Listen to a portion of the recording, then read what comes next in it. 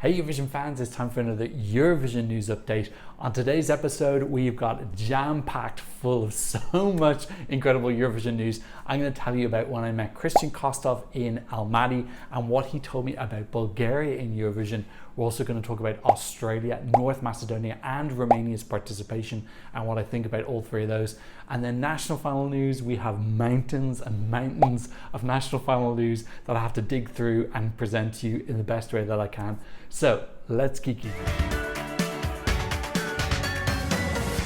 If you're new here, welcome. My name is Tom. I'm an Irish Eurovision analyst and you can find all of this stuff on my Eurovision channel. So before we get started, you may have noticed I uploaded my What's Wrong with Ireland video that I've been working on for the last 2 months. I'm also still working on getting all of my junior Eurovision videos done. I am now in Nice getting ready for the contest. These are all the ones I've already done and the ones I'm working on. So first off, let's talk about my encounter with Kristian Kostov, who was the runner-up for Bulgaria in 2017 when he was 17 years old. So I was in a Japanese restaurant in Almaty, which is in southern Kazakhstan, and I heard someone helping a tourist in very good English. I was like, okay, that's quite unusual. So I looked up, kept on eating my meal, and then I double checked again and realized that it was Kristian Kostov. So obviously very, very surprised.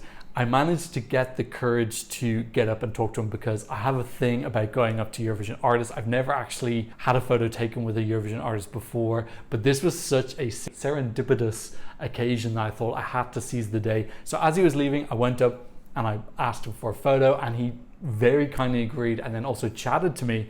And while I was there, I sneakily asked him a couple of questions about Bulgaria. So I'm going to paraphrase the things that he said to me. Don't take this as exact quotes. First thing he said was that he would love to go back to Eurovision. And if he did so, he'd be able to enjoy it more because he would be less focused on winning. Obviously, the first time he was there, he was quite young and he was a favorite. So I'd say him and the team were probably quite focused on the potential possibility of winning. I think he's 23 years old now. He'd be more mature. He'd be able to enjoy the moment more, meet more people, meet more of the other artists and whatnot. So that was exciting that he does want to come back.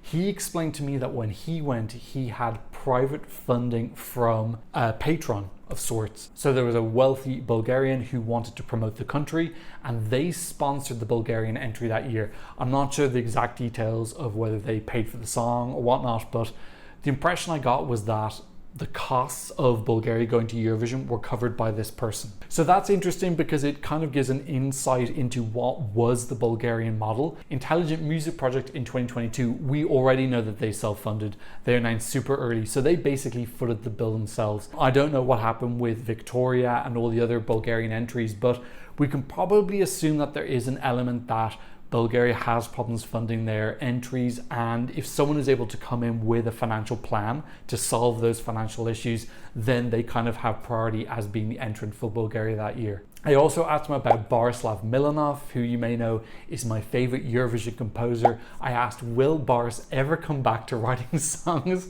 in Eurovision? I can't remember what he exactly said, but the implication was that he is still writing songs. I don't know if maybe he's writing them under a pseudonym or he's writing them and then giving them to someone else.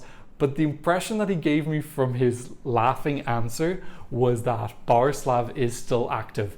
My whole next season is going to be trying to decipher who is Borislav Milanov's secret identity. Assuming he has a secret identity, maybe I misinterpreted his laugh. I also asked him if Bulgaria are going to come back soon. He said he wasn't sure. Sofia's doing very well, but otherwise the country is having a lot of economic problems. I've also had a lot of Bulgarians in the comments section of this channel telling me the same, that there's a problem with a lot of immigration right now and financially the country isn't doing great. My expectation is that Bulgaria could come back if someone basically shows up and says, I can pay for myself. I've got funding from sponsorship or from a patron. That's realistically how it's going to happen. I think otherwise the broadcaster can't afford it. But otherwise it was amazing to meet Kristian. Really lovely guy, really elegantly dressed, really friendly. Those are just kind of like the main bullet points of what he told me, but he spoke to me for around 5-10 minutes, which he didn't have to do at all. I didn't corner him in or anything. He just did it because he's a very, very nice guy. He is half Kazakh, so presumably he was there visiting family or friends, etc. We have some news about Australia. So their broadcaster SBS has just released their programming for the next year. So they always do a little preview showing what shows are coming up in the next year. and they haven't confirmed that they're coming to Eurovision, but they have expressed that they're still in negotiations with the EBU to try and come back to Eurovision, saying that it is definitely a priority for them. Aussie Vision did a video about this. Dale, who is part of the Aussie Vision team, talking about what he thinks this could potentially mean. My personal thoughts on this, I think the EBU are 100% in. For them, it's just money. Australia are really well behaved. They always send great songs. Their participation is an extra amount of money that the EBU can use. Right now they're having some financial issues. So Australia's participation for them is a win-win situation. So I don't think there's any issue on the EBU side. In my opinion, the issue with SBS in that they have funding issues. So I've spoken with a couple of people behind the scenes who've said that a lot of the Australian entrants in recent years have relied on private funding or grants or sponsorships in order to go to Eurovision. So last year, Voyager, I think they quite largely self-funded. That for me seems to be the main issue with Australia, is just affording it. At the end of the day, Eurovision is a show that's on in the middle of the night in Australia. So because of that, obviously viewing figures are largely affected. I think it's harder for SBS to justify spending a lot of money on it. My impression right now is if an Australian is able to show up and say, hey, I've got the money to go to Eurovision this year, and the delegation, like this person, obviously it can't just be Jimmy from the street who's got no ability whatsoever. It has to be someone established who's got a good song. Then if it has those two criteria, I think SBS are like, green light, you can go to Eurovision for us this year. But Aussie Vision talking about potentially they're trying to negotiate a 5-year deal or a 1-year deal. I don't know how they would do a 5-year deal when the source of funding is so unreliable. I think until Australia is able to work out some sort of long-term funding, it's going to be year by year. But obviously I would love to be wrong. I would love Australia to sign up for 5 years. That would be amazing. Huge fan of them in the contest. Okay, another country who hasn't yet got confirmation this year is Romania.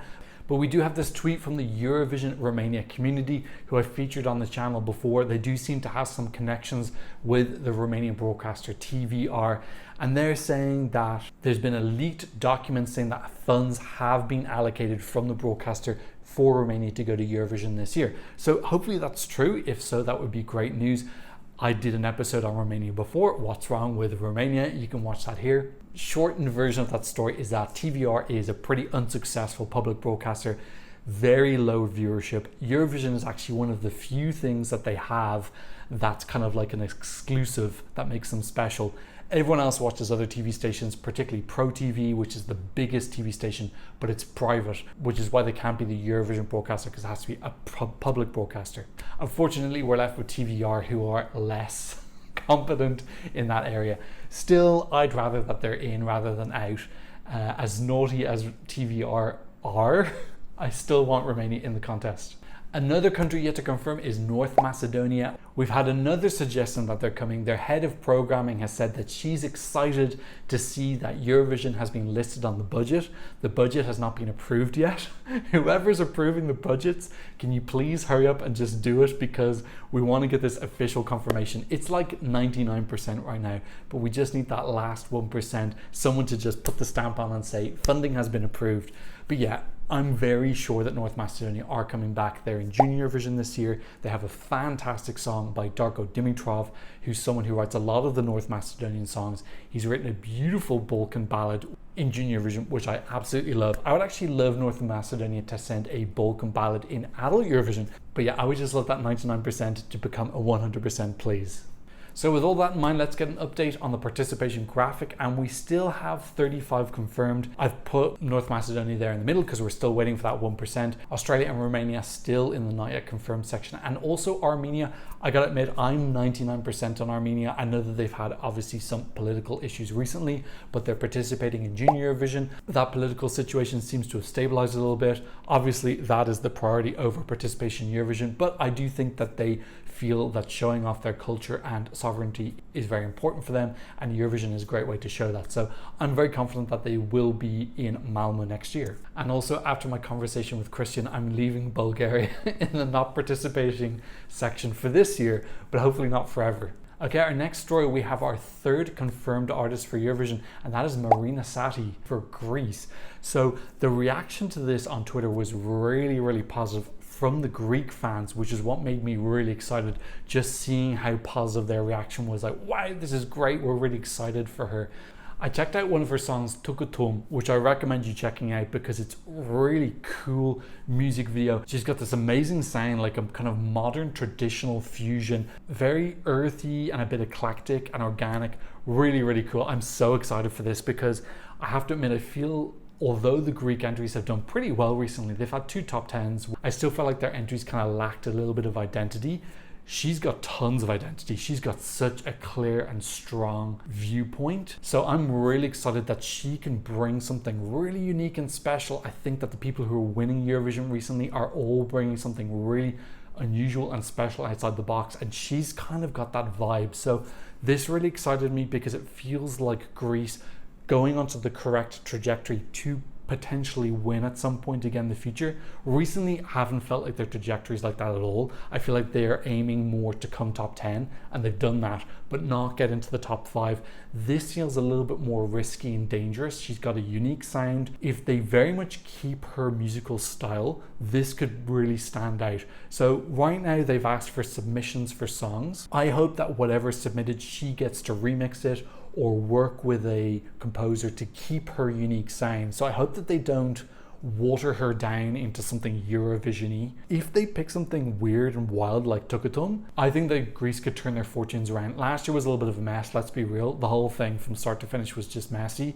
The suing, the national final, the allegations of riggery, all that. So yeah, they're starting on a fresh page. This is really, really great. I'm very excited for this. Okay, the official rules for Eurovision 2024 are out.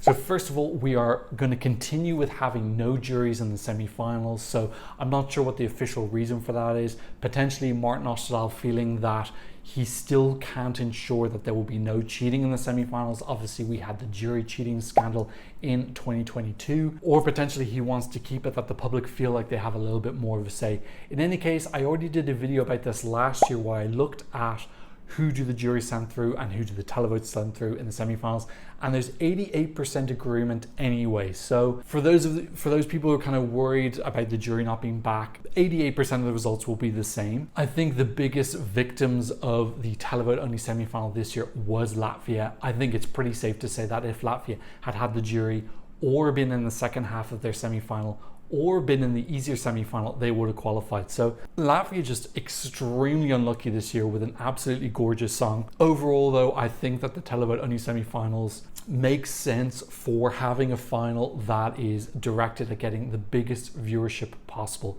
So that could be potentially why Martin is doing that. But I do think there's an element of Martin wanting to maintain the integrity of the contest. I'm a massive Jan Ola Sand fan. I'm a Sand stan. I absolutely love him. But I do think that he was a little bit lax on jury naughtiness. Whereas I do feel like Martin has kind of clamped down on jury antics a lot more. You know, he's done this change in the semi-finals. I feel that he clamped down on the Greek and Cypriot juries this year, and that's why Greece only gave 4 points to Cyprus. I think that's Martin kind of intervening, saying, okay, enough is enough. 30 years of swapping 12s is ending now. I think this is part of his continued plan to ensure that he's keeping the juries in line. We're also keeping the rest of the world vote, which I really like. I thought the rest of the world vote last year was an amazing addition. Great way to bring in extra fans, extra income as well. I don't see any negatives to it. Really interesting to see, will the rest of the world voting patterns from last year continue this year again? And for all of you who are worrying about auto-tune, it has been banned. No auto-tune. So everyone who is leaving me very angry comments in my video where I talked about auto-tune in Eurovision, you can all sigh a bit of relief because there is none in Eurovision. I saw some people on Twitter also talking about the wording about a potential split between the jury and the televote. It was worded in a kind of abstract way that suggested potentially weighting between the two will change. I don't think it's going to change. I think it's staying 50-50. Making it anything other than 50-50 is so messy. You would have to make it into a third and 2/3 if you don't want to get into decimal points and just a big massive car crash on stage, having to use calculators. I talked about this in my Grand Final 2 analysis video. With the rest of the world, televote has already been given a little bit more extra strength. Plus, who knows, they might bring in extra rest of the world. They might expand it. So they might say like North Hemisphere, Southern Hemisphere. That would be a more clever way to give the televote more power without changing the ratios and getting really messy. Okay, now for national final news. There is so much freaking national final news. I'm going to try and get it covered as much as I can. Literally new stuff is being released like on the hour. So by the time I publish this video, there'll be 10 more new stories. First up, we have 14 of the artists announced for Melodifestivalen. Now, they aren't announced. These are rumors from Aftonbladet, which is a Swedish newspaper. But Aftonbladet is always right. I think there's someone in SVT who's feeding them the names, and it builds up hype, it builds up excitement, it makes sense before the official announcement happens. So yeah, like you can say it's rumors. I think it comes from SVT directly. So we have Lasse Stefans, which is like a dance band. This group has had like 45 albums or something. Crazy successful in Sweden, but I believe that the target demographic for them is kind of like slightly older generation. Yeah, their last 9 albums in a row have gone to #1 in Sweden. And actually in Norway as well, their albums go pretty high in Norway also. Then we have Smash Into Pieces, great to see them back again. Guaranteed a rock song, 3rd place at Melodifestivalen last year. I just bought my ticket to Melodifestivalen. I actually wasn't planning to. I just saw someone say, I saw on Twitter, someone's like, I got a Melodifestivalen ticket. And of course, my body took over. It wasn't even voluntary. Next thing I know, I'm on the site and there's a ghost. It was like Edgar Allan Poe was working through my fingers, and I bought a Melodifestivalen grand final ticket. So yeah, that's happening. I don't even know if I'm going to go, but I have the option because I have the ticket. We also have Dotter coming back, one of my all-time favorites from Bulletproof, Little Tot and Cry. Is she going to lose by 1 point again? I hope not. Liamu, also massive favorite. I loved Bluffing. That was my favorite song in 2022. Samir och Victor coming with one of their like big dancey bop fun songs. They always qualify for the final, do really well with the televote, and then do terribly with the jury. I think the same thing's probably going to happen again. Then we have Elektra, who was a contestant on RuPaul's Drag Race Sweden. Cassiopeia, who you'll know as competing in Melodifestivalen a couple of years ago, but she was also one of the writers of Tattoo this year. So great to see she's coming back to represent herself this year. Lisa Ajax, who's been in several times, she won Swedish Idol. Again, someone who tends to qualify for the final but then not do anything in it. Marcus and Martinez. Now, I was surprised to see this because I had a feeling they might try and apply for Melodi Grand Prix in Norway. But for whatever reason, they're feeling more comfortable in Melodifestivalen. Maybe it's a bigger stage for them, there's bigger production. We know that Melodi Grand Prix has had to cut back and the staging for the semi-final is quite bare and small. So maybe that was a factor for them. Maybe it's just that the Swedish market is bigger, or they just have better connections. Maybe they can get access to better songs. In any case, I thought Air last year was fantastic. It just won the OGAE second chance round. So really excited for them. Clara Klingström, who was a huge fan favorite a couple of years ago. She had a strummy Swedish song. Really excited about that, bringing something different in Swedish, a kind of like indie singer-songwriter feel. Adam Woods, I have to admit, I don't know. Let me just look him up now. Oh yeah, he did the duet with Jan Henrik Fjällgren. Okay, but this time he's on his own. Yeah, I'm so about that one. Kim Cesarian, now I haven't heard of him, but he's got an interesting background. Half Guadeloupean, half Greek, and apparently he had a massive hit in 2013. I haven't heard that song before, but in any case, I've seen a couple of people really excited about this on Twitter, so this apparently is his big comeback. Then we have Medina, who were huge favorites in 2022. They won OJE second chance in 2022, so they're coming back again. That's going to be something fun. Again, is it going to do well with the jury? Quite similar to Samir och Victor in that the public's going to love it, but will the jury? And then finally, Maria Sur. So super talented young Ukrainian artist who recently moved to Sweden. She's a superstar. I thought her song last year was super bland, so I'm hoping that she gets something stronger because she's got superstar potential. So at this point in time when I'm recording this, we have 14, but these names are being dripped out. We've got some news from Albania as well, Festival Kungas.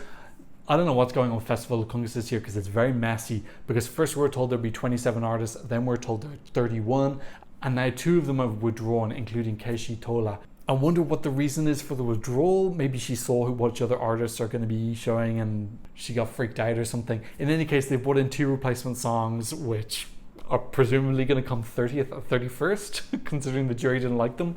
But the big thing now is that they've changed their minds and they're going back to the jury picking the Festival Ikenga's winner, and the televote picking the Eurovision song. So same as last year. They told us that it was going to be joint this year, but now they've changed their mind. So I don't know what's going on with Albania. This kind of information's coming out incorrectly, or the sources are incorrect. We're basically at the same place we were in last year. The Maltese national final has started, so we've already had 2 of the semi-finals for MESC, which is the Maltese selection for Eurovision. I watched the first one. It was messy, let's be honest. It was really messy. It started 30 minutes late, which I just find wild. Like, how can you start a show 30 minutes late?